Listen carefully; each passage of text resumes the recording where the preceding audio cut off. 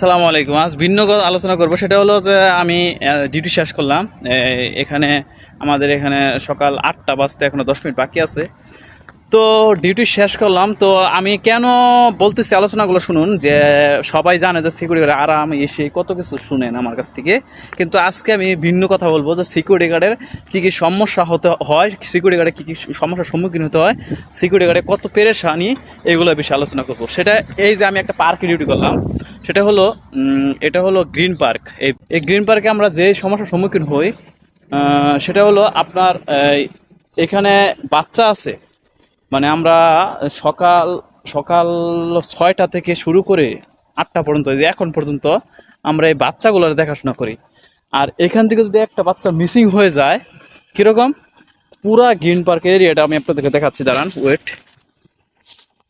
এটা হলো পুরা গ্রিন পার্ক এরিয়া। আপনার এখান থেকে শুরু করে পুরা এরিয়া, এখানে প্রায় প্রচুর বিল্ডিং। এখানে 43টা বিল্ডিং এটা পুরা এরিয়া। তো আমরা এখানে সিকিউরিটি আছি 21 জন। 43টা বিল্ডিংয়ের আমরা সিকিউরিটি আছি 21 জন। তো 21 জন আমরা আছি, 10 জন বাহিরে আর 11 জন হলো ভিতরে।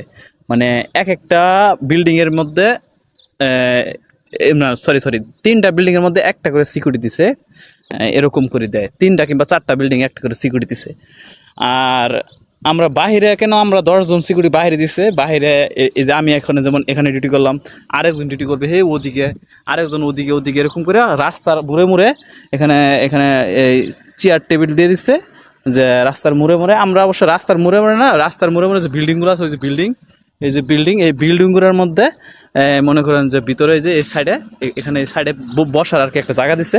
সবার এরকম চেয়ারের মধ্যে বসে ডিউটি করতে হইব। কাজটা হলো যে এই বিল্ডিংগুলো খালি, বাইরের যে 10 জন সিকিউরিটি, এই 10 জন এই বিল্ডিংগুলো খালি বিল্ডিং।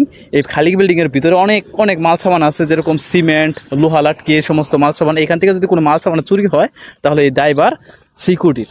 আপনার এই যে এই রুটটা দেখতেছেন, এই রুট দিয়ে প্রতিদিন সকাল 5টা থেকে একদম 6টা কিংবা 5টা থেকে একদম 8টা পর্যন্ত বাস চলবে। এই বাসের মধ্যে সমস্ত পোলাপান, অনেক অনেক বাচ্চা এখান থেকে বাসে উঠবে। প্রায় বেশিরভাগ ক্ষেত্রেই মনে করেন যে 40 থেকে 50টা বাস আসবে এখানে, 40 থেকে 50টা বাস আসবে এই গ্রিন পার্কে সকালে, প্রতিদিন সকালে। তো এই সময় জ্যাম হয়ে যায়, এই জ্যাম হ্যান্ডেল করতে হয়। তারপর আপনার মনে করেন যে এখানে আপনার এই বাসগুলোতে বাচ্চারা উঠতেছে ঠিকভাবে কিনা, নামতেছে কিনা, এটা আমাদের দেখতে হয়। আজকে ডিউটি লোকেশন বুঝে আমাদের ডিউটি লোকেশনের কাজগুলো এগুলা। তারপর আপনার দেখা গেল যে যদি বাচ্চা মিসিং হয়ে যায় কোনো সময়, তাহলে এইটার ড্রাইভার সিকিউরিটির কারে আসে। বাচ্চা মিসিং হয়েছে, আপনি কোথায় ছিলেন, আপনি দেখেন নাই, কিংবা বাসে উঠে নাই, বাস মিস করছে, আপনি কি দেখেন নাই, এগুলোর ড্রাইভার আমাদের কাছে আসে। আর ওই পার্কিংটা দেখতেছেন, খালি পার্কিং, ওই যে ওইটা পুরাটা খালি ওই পার্কিং। ওখানে গাড়ি আর কি টাকা দিয়ে পে করে তারপরে গাড়ি আর কি ওখানে করতে হয়। যারা পে করবে তারা ওখানে গাড়ির ভিতর ঢুকাইতে পারবে, আর যারা ভিতরে ঢুকাই দিবে তাদের সেই গাড়ির খেলাপ পুলিশ কমপ্লেন করবে। পুলিশ কমপ্লেন করার পর সেই গাড়ি তারা এসে সরাবে। কিন্তু যদি ওখানে ভিতরে ঢুকায়, তাহলে আমাদেরকে এটাই বলবে যে সুপারভাইজার এসে যে আপনি কোথায় ছিলেন, আপনি কি দেখেন নাই। সুপারভাইজারের বিষয়ে কথা বললাম ওই সময়, যে সুপারভাইজার বাঙালি, পাকিস্তানি, ইন্ডিয়ান সুপারভাইজাররা কতটা খারাপ ব্যবহার করে। এরা বললাম না, এরা এরা সুপারভাইজারের দায়িত্ব পাইলে মনে হয় যে ওরা স্বর্ণরজ্জা হয়ে গেছে। আর এদের মধ্যে কোনো তখন ইনসানিয়াত, মানে মনুষ্যত্ব বলতে কিছু থাকে না তখন। আসলে সত্যি কথা, আমাদের বাঙালি সুপারভাইজারকে আমি দেখছি এরকম, যে আমাদের বাঙালি সুপারভাইজার, তো একটা লোকেশনে ডিউটি করি, সেখানে আসলে হিসাবে সাপ্লাই হিসাবে ডিউটি করছিলাম। তো মানে সিকিউরিটি সব তো সাপ্লাই হয়। তো সেখানে ডিউটি করার কারণে সেখানকার কোম্পানি থেকে একটা সুপারভাইজার দিছে, সেই কোম্পানি থেকে। তো সে বাঙালি। তো বাঙালিরা কিন্তু, মানে সব বাঙালি সেম না, বাঙালিরা কিন্তু দেখে, কিন্তু সব বাঙালি আবার খারাপও না।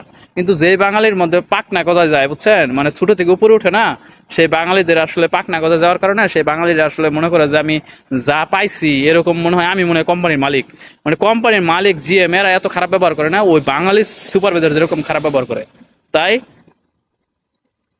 যারা ভিডিও দেখতেছেন, সিকিউরিটি গার্ড দেখতেছেন, কিংবা যারা ভবিষ্যতে সিকিউরিটি গার্ড হবেন, যদি ভবিষ্যতে সুপারভাইজার হন, মনে করেন যে সুপারভাইজার হয়ে গেছেন, ভাগ্যবশত হয়ে গেছেন, কোনো সময় এরকম কোনো ব্যবহার করিয়েন না আপনার সিকিউরিটি গার্ডের সাথে, যে পরবর্তীতে তারা আপনার কোনো সমস্যা হলে অবশ্যই সিকিউরিটি চোরদের অনেক সমস্যা হয়, চাকরি যাওয়ার উপক্রম হয়, সিকিউরিটি গার্ডই তাকে বাঁচায় দেয়, এরকম হয় অনেক সময়, হয়েছে অনেক ঘটনা।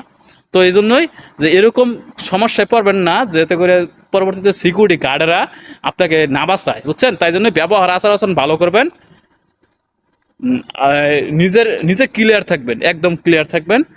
কোনো সমস্যা হলে যাতে করে সিকিউরিটি গার্ড আপনার পাশে থাকে। ওকে, ভালো থাকুন, সুস্থ থাকুন, আল্লাহ হাফেজ।